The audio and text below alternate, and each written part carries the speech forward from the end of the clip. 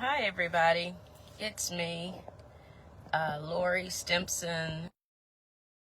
Tega, I'm going to put Do Not Disturb on. And I wanted to say thank you again to everyone that is posting on my timeline, that's sending me inbox messages, that's texting and calling. You don't know how much those birthday shout outs and you don't know how much they mean. I also wanted to say, somebody told me to put my Cash App on my birthday post, and y'all, somebody sent me a Cash App for my birthday. I was like, so thank you for that. It's greatly appreciated. But here's the essence of this post. Yes, today is my birthday, and you'll never guess where I am. I am at the Hopewell Valley or Hopewell Church Cemetery.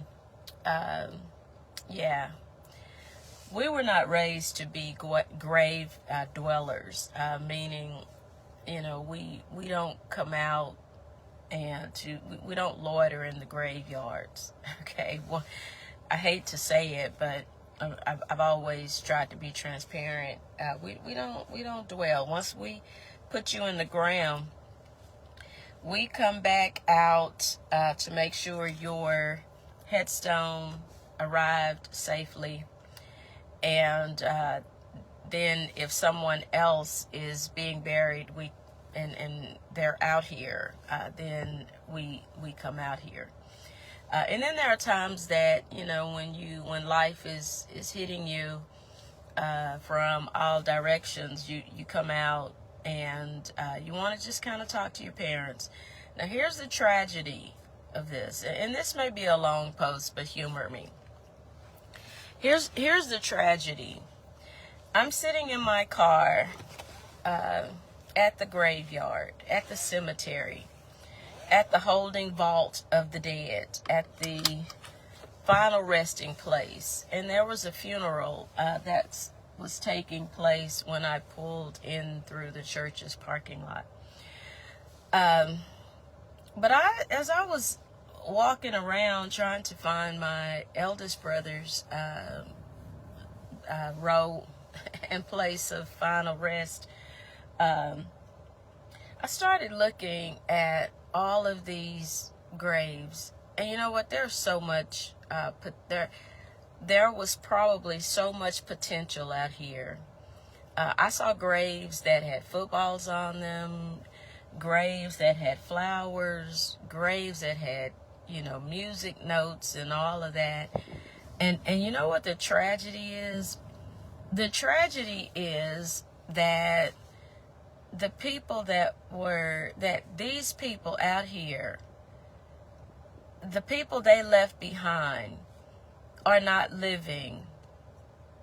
The people that they left behind, the husbands, the wives, the sisters, the brothers, the kids, the nieces, the nephews, those of us above the ground, those that's standing on top of the ground, some of them are not really living.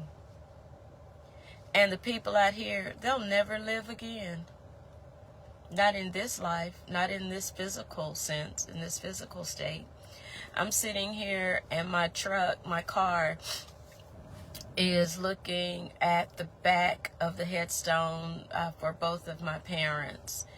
And it has their last name blasted across. And then right next to them is my brother Dino's headstone, because we were fortunate enough to get him buried next to my parents. And I'm sitting here and I'm thinking about all of those dreams, all of those hopes, all of those ambitions, all of the influence that they had with people, and all of those relationships, and my brother, all of his humor and all of his big-heartedness, and my brother Derry, all of his musical abilities, playing and singing and joking and being concerned. They'll never be here again. I'll never experience them again. But here's the gist of this post. But when I took the pictures and I was walking back to just sit in my car and reflect, I started thinking, let's start celebrating with the people who celebrated us and the people who celebrate with us. I think sometimes, especially in social media or on social media, people become so concerned about what other people are not doing in reference to them. People become so concerned about getting acknowledged on social media. People get so caught up in, they're not sharing my stuff, they're not posting my stuff, they're just putting a like, or they're just putting a heart. And why do you care? Why do y'all care about that? What were y'all doing before social media? What great contributions to the world were you doing? What great contributions to your community, to your neighborhood, to your job, your city, your family? What great contributions were y'all doing prior to social media? Because it wasn't getting documented then. You were floating under the radar then. Why does it matter now? And I say that because, think about it. The people that were celebrating with you before social media are still the people that are celebrating with you regardless. You'll know how a person feels about you just in their actions.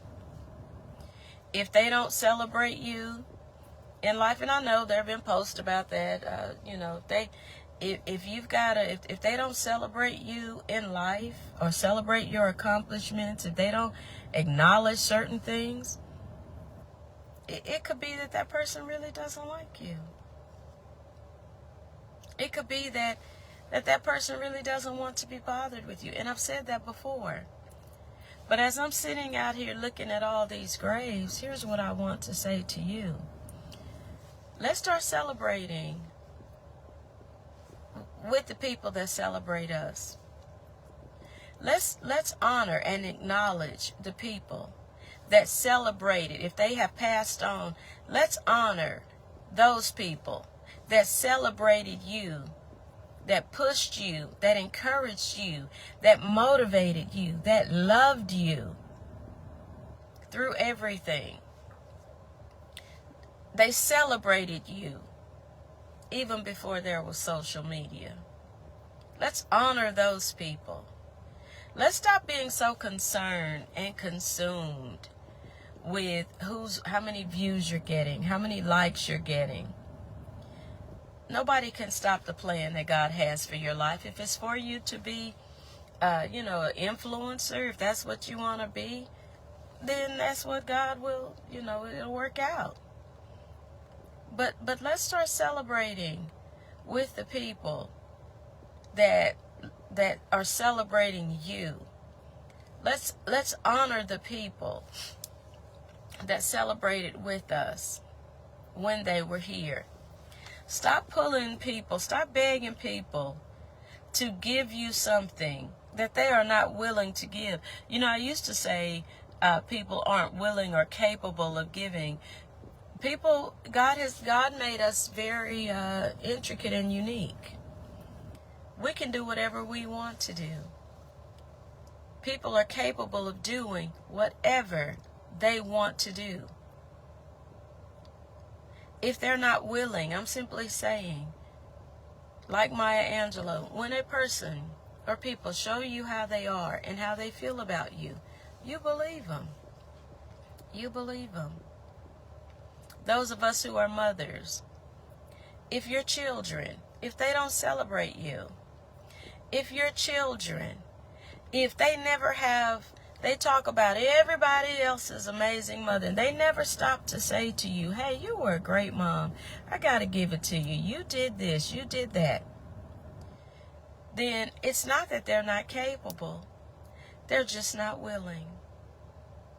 If your spouse if they're not willing to celebrate you, if they're not there to push you, nurture you, and encourage you, it could be they don't really want you. It could be that maybe you've been giving just a little too much. And I'm saying, looking at all of these graves, I know I'm going to start doing some things different. I'm going to do a whole lot of things different, because there's no guarantee that I'll see August 23rd of next year.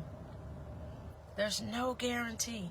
And I don't want to be like these people that I know out here that are below the grass, that had dreams, that had hopes, that had ambitions, but never fulfilled them, that wanted things, but never went out for them, that wanted love and wanted to be loved, but they never stepped out to try to get what they wanted. There are entrepreneurs out here that never sold one product. There are doctors out here that never performed one surgery, never wrote one diagnosis or prognosis. There are pharmacists out here that never compounded not one drug. There are mothers out here that never had any kids. There are business owners out here that never owned a business. They simply worked for somebody else. There are singers out here that only sang in their car, that only sang around the house. There are career people out here that were satisfied just being comfortable on their jobs. I'm sitting here looking at a tent, and I'm assuming when the funeral finishes, the services finish up there, this is where they're going to take entomb the body for until time is no more, I guess. But I'm sitting here looking at it, and I never noticed until now, but at grave sites, apparently after they dig the dirt, they cover it up with a green tarp. And the green tarp incidentally matches the green covering and the green seats. And a part of me wants to say, maybe because they don't want people to realize that are on top of the grass, they don't want them to think about the finality of that. I know I never thought about it, standing at, half of my five graves within 5 years from my family. I never thought about the dirt, that they covered the dirt. I never thought about that. But you know what? That's symbolic. That's symbolic. Sometimes we try to mask and hide the reality and the totality of who we are. And you know what? This is where it gets exposed. I see graves out here. There's a grave way back there in that corner. It's so far back. It's practically in the weeds. I'm looking at a grave. It's been lovingly, trees have been planted. They have like a little fortress around it. But the weeds are so thick around that headstone. There are some other graves I'm looking, the weeds have overtaken them. Now it's a manicured cemetery, but you can see that time. And it's like my father said. Before my father passed away, I told him, I said, Daddy, if you ever die, and I'm looking at his grave and I hope I don't cry, I said, if you ever die, they may as well put me in there, because every part of me is going to die with you. That was my friend. That was my buddy. That was our captain. That was our hero. That was everything.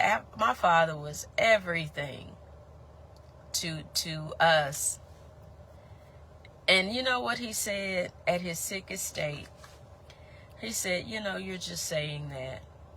He said, when I die, at some point, all I will be to you is a memory. You may hear my voice, and it may take you a few moments to recognize it. He said, but my voice over time, the longer I'm gone, over time, my voice is going to become foreign to you. You know, my mother that's buried next to him used to say, when she would ask me to do something and I would say, oh my goodness, Eularia, I am just so tired. She would say, okay, but you're going to miss me when I'm gone. What kind of legacy are you leaving? I know people tell us to ask that, but I got a $1 million question for you on my official birthday Christmas, my own private birthday Christmas. What kind of life are you living? Are you living a complete life, or are you compromising? What kind of life are you living? Because when you get here, when you get out here, it's over. It's done. You're just going to be a memory. And all people are going to be able to say, she used to do this. I remember when. She did this. She did that. You know how many people out here didn't live a full life? A complete life? You know how many people out here was in hellish relationships? Do you know how many people out here had regrets? Do you know how many people out here was disappointed? Do you know how many people out here had way outs and they never took him? And now they waited. So I'm telling you, stop sitting, stop waiting. If you want to be a business owner, do that. Get your stuff together. If you want to go to college, learn a trade, do that. If you want to own your own business, again, figure out how to do that. If you're an entrepreneur, start making calls. Start trying to set money aside. You want to get out of debt? Call these people. Say, I can only pay $10, but I assure you, you want to go back to school, go back to school. You weren't a good mother, a father, call your kids and tell them, hey, I want to restart. You weren't a good husband or a good wife. If you're not a good husband or a good wife, first of all, if you don't want to be with that person, then count up the cost, do what you got to do, and start over. All right? Start over. But if you know you weren't good at those things, go to that person and say, hey, I want to start over. I want to do over. If you are a horrible worker, if you're a horrible employee, don't just keep showing up to work doing horrible things, because you know what? When you get out here, that's it. On Monday, when you go back to work, say to yourself, you don't have to go tell the bosses, I've been horrible, I haven't been good, I'm going to start doing right. No, you just start doing right. And in the middle of all of your reinventing yourself and starting over, I'm saying to you, celebrate with the people that are celebrating you. Honor the people that are honoring you. I've got one more stop to make. That's going to be at Evergreen, because I got to go take a picture of my mother-in-law's grave, because she celebrated with me. Just like this man and woman on the other side, my parents, my mother-in-law, she celebrated with me. She honored me. She cared for me. She loved me, just like my parents. And every time I sew a straight line, every time I cook a good meal, every time I encourage somebody to do a craft, I'm honoring my late mother-in-law. But every time I say what needs to be said, every time I put my children and my husband first, every time I hold my grandchild and I speak into his life, I'm honoring my mother. Every time I read to get a good understanding, every time I draw closer to God in spiritual things, every time I challenge myself, and I hope I don't start crying, Every time I challenge myself to go just a little bit higher, I'm honoring and celebrating my Father. Every time I tell a joke, every time I give a hug, every time I say, hey, you can make it, I'm honoring my brothers, Derry and Dino. Every time I shake it off like water on a duck's back, I'm honoring my brothers. Every time I jump back up after hurt, disappointment, devastation, confusion, anger, I honor the people that celebrated with me. Do you see what I'm saying? Honor those people by keep moving forward. Honor them. But celebrate with the people who celebrate you. Honor those below the grass. Celebrate with those on top of the grass. Tell people what you need, and if they don't provide it with you, it's not in them to give it to you. But you keep moving forward. You keep moving forward. Because I'm going to tell you, when I get out here, well, I want to be cremated because I don't want to waste the money on this. I don't want weeds and stuff around my stuff. But when I get to this point, my cup will be full. It's going to be full. I will not go to the grave looking at an empty glass or looking at a half full glass. It will be full. So on my birthday, as my father would say, your birthday is your own private Christmas. It is the day that the Lord decided that the world needed to be blessed with your gift, your talent, and your ability. So with my last little breath, I say, for this post, I wish you a full glass.